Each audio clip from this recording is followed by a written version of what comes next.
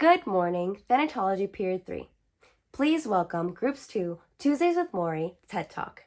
Hosted by Charlie Babila, Isabella Birch, Ethan Dover, Ellie Black, James Jewell, Elena Vandevan, Lane Stoddard, and Karime Valeriano.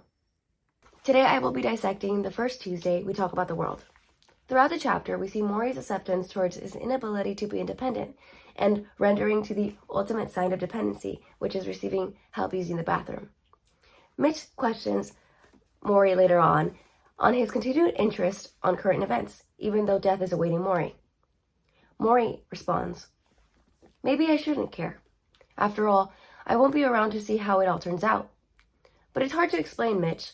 Now that I'm suffering, I feel closer to the people who suffer than I ever did before. I feel their anguish as if it were my own. I'm almost drawn to them."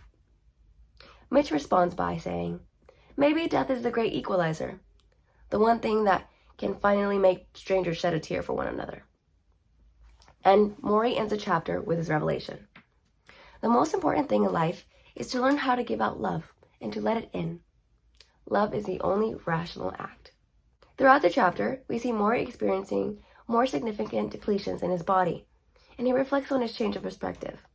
How death forces you to sympathize with others and the importance of knowing how to give and receive love. Ultimately saying that death forces you to acknowledge one's privilege and the tiny things every day we take for granted. Death forces one to sympathize with those who are suffering like one currently is, but when abundant in health, we tend to be ungrateful for that privilege.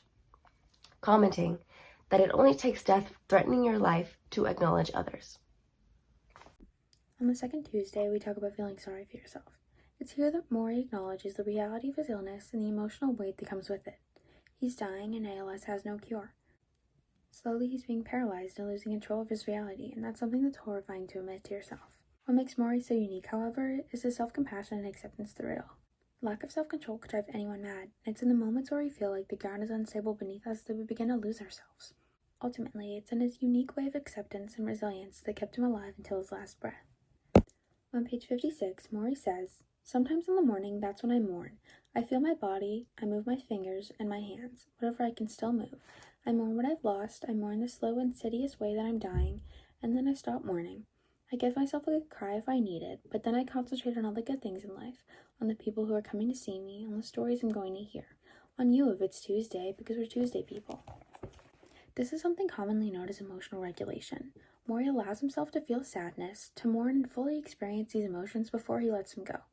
Instead of letting these feelings control him, he replaces them with memories of love, compassion, and all of the things he's grateful for, like his family and his friends, and the view outside his window, and all the nights that he spent dancing.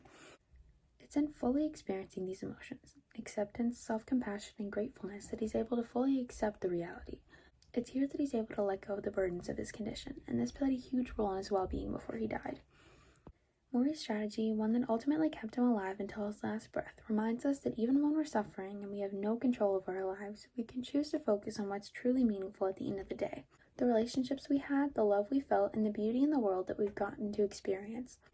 Morrie is proof that even when faced with the harshest realities, it is possible to find joy and meaning in life. We're going to be talking about the third Tuesday we talk about regrets.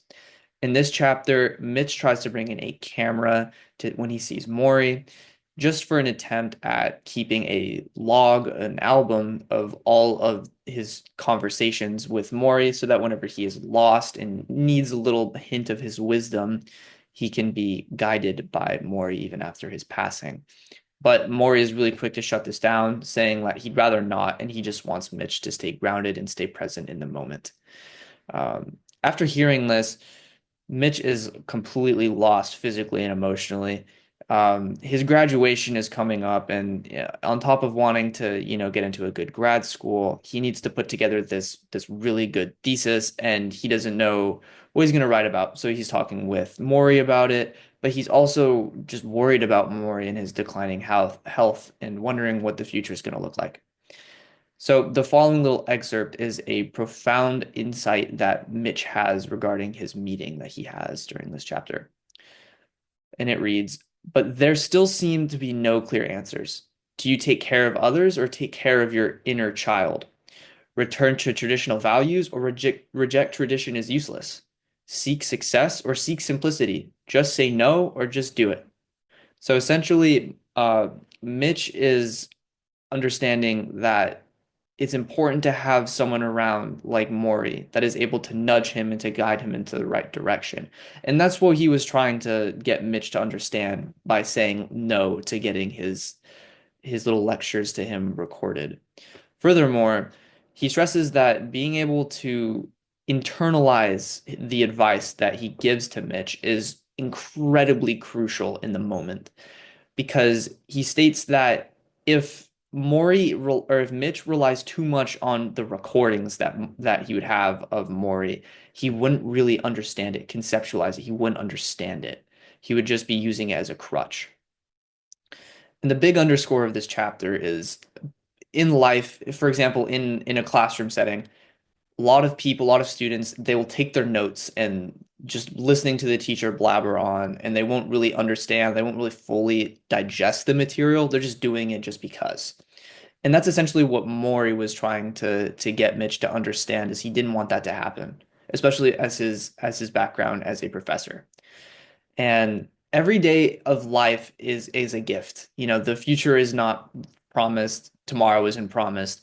So every opportunity to learn is worth cherishing. So the audio-visual part 2 follows the second interview with Koppel, who is the host of the Dateline show. And in this interview, Morrie looks fine, but he isn't doing the same gestures or speech patterns that he usually uses. So to someone who doesn't know him, he looks fine. But to anyone who that knows him and how he speaks, things are not how they used to be. But the deterioration going on in his daily life is really only known by him. When he is asked how he'll answer questions in the future, he simply says he'll answer yes or no questions when he can't speak. And this shows his growth mindset, because normally people would say, I don't know how I'm going to answer questions. But he still wants to keep teaching Mitch and other people, so this is his way of doing that. And Morrie says that he and his deaf friend will just communicate with friendship and that they don't need words, which shows how he thinks communication goes beyond just your everyday chatter, such as hello, goodbye. There's something really meaningful in friendships to him. And then Morrie cries on camera after a letter from a woman that talks about how she teaches 9 kids that lost their parents. And this is because he lost his mom at a very young age, and he was super lonely after that period, so he would have liked to be in that class so he could get that same love, care, and attention that they got. This chapter is called The Professor, and it essentially focuses on Morrie's life before teaching at the university and his childhood leading up to the current time of the book of his illness. So we start out the chapter with discussions of Morrie's childhood. So he's the son of 2 Russian immigrants, and his first experience with death and grief was when his mother died of illness when he was very young. Then him and his brother are sent away, and his brother develops polio, and Morrie feels really responsible for his brother's illness and always feels that guilt and carries that with him. Eventually he gets a stepmother and becomes really close with her. Her name is Eva, and he sees her as a really important mother figure in his life for to kind of fill the space that his mom left when she died. And Eva really encourages him to get an education because his family lived in extreme poverty, and she saw the only way of getting out as Morrie getting an education, so she always pushed him to do well in school. Morrie's dad worked in a fur factory, and it was really hard for him to find work at first, but he eventually got the job in the fur factory, and then he encourages Morrie to also get a job to help support their family and keep them afloat because, again, they were very poor. But when he takes Morrie to the fur factory, there ends up being no work for him to do. So Morrie doesn't have to work there, but upon seeing the factory, he decides that he would never want to work in a place like that, and he vows to never do work that involves exploiting others. And this eventually leads to him becoming a teacher because he didn't really know what else to do in life, and so he essentially becomes a teacher by default because he had no other path to take. The 4th Tuesday, we talk about death. In this chapter, Morrie discusses how death is inevitable, and there is a universal acknowledgement that death will occur for everyone. However, he touches on the idea that although death is inevitable, people are in disbelief that it will ever happen to them specifically. Morrie also discusses the importance of preparing yourself for death to allow yourself to be involved with your life. He explains that once someone understands that they are going to die at some point, they will start to self-reflect and think about the aspects of their life in which they are satisfied and dissatisfied. The most important things for life, Morrie explains, are taken for granted. Relationships with others, the things that actually matter. People get so caught up in obtaining materialistic things. To conclude the chapter, Morrie sits in his house and thoughtfully responds to letters that he receives from people from all around the world who share their personal stories with Morrie. In the fifth Tuesday, we talk about family.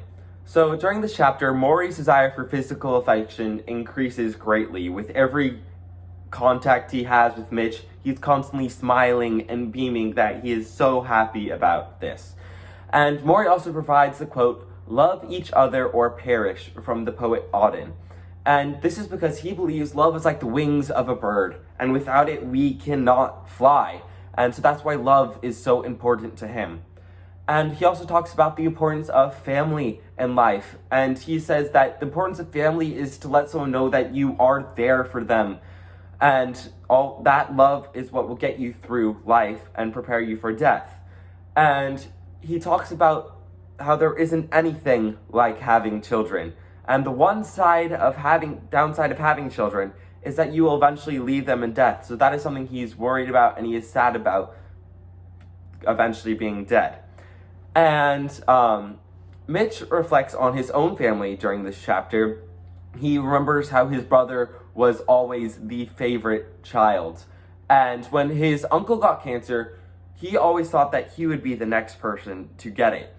But eventually, it was his brother that got cancer. So Mitch started to blame himself, saying that he should have been the one to get cancer instead. So that got him into a real spiral. And his brother became distant, and Morrie let him in close when his brother wouldn't during this chapter. And we also see a flashback to Mitch's younger life when he was a kid, and it showed how kids are always ready to take on death. And that shows how we as humans have lost that ability to take on death over the years as they've gone by. This is our important passage from page 82. "The truth is, Mitch," he said, "once you learn how to die, you learn how to live." I nodded. "I'm going to say it again," he said. "Once you learn how to die, you learn how to live." He smiled and I realized what he was doing. He was making sure I absorbed this point without embarrassing me by asking. It was part of what made him a good teacher. Moving on from our important passage, we go into the context at which this passage was written. So, during this visit, Mitch and Morrie spoke about death. Morrie spoke about his different religious outlooks and how they relate to what he believes. He originally grew up Jewish, but over the years, through suffering traumatic incidents and his rough childhood, he adopted several different beliefs from several different religions and faiths, and he attributes this to his very wide and diverse outlook on life and the world itself.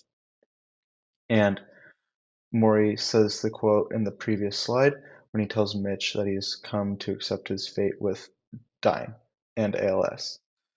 And prior to this conversation and his condition with ALS, he believed that he would live a healthy remainder of his life. But he hopes that in the end of his life, with his realization of mortality and his varied outlook on life, with his different religious standpoints and his wide beliefs, he hopes that he can die happy, having come to the realization that everybody's mortal and that he should just be happy with what he has and his ability to appreciate the minutiae of life that the average person wouldn't, because he can't go outside and walk around. He was confined to his home where others weren't. This is our analysis and reflection on the passage. In the passage, the quote, "Once you learn how to die, you learn how to live," is repeated, and then it's further emphasized when Morrie says, "I'm going to say it again," stressing the importance of the quote. And then the passage shows the readers how Morrie had an impact on Mitch throughout his whole life as both a teacher and a friend, and it shows how Morrie was constantly teaching and reminding others about the simple joys in life. And then the passage also reminds us that death is imminent, but instead of fearing it, we should embrace it as a way to appreciate life and all the different aspects of life more. Our overall theme for the 7 chapters we read is embrace life while you have it and don't take anything for granted. The theme is reflective of the chapters because Morrie often emphasized the importance of appreciating the present moment and the people in his life, and he passed on all of his wisdom to Mitch, who shared it with his readers.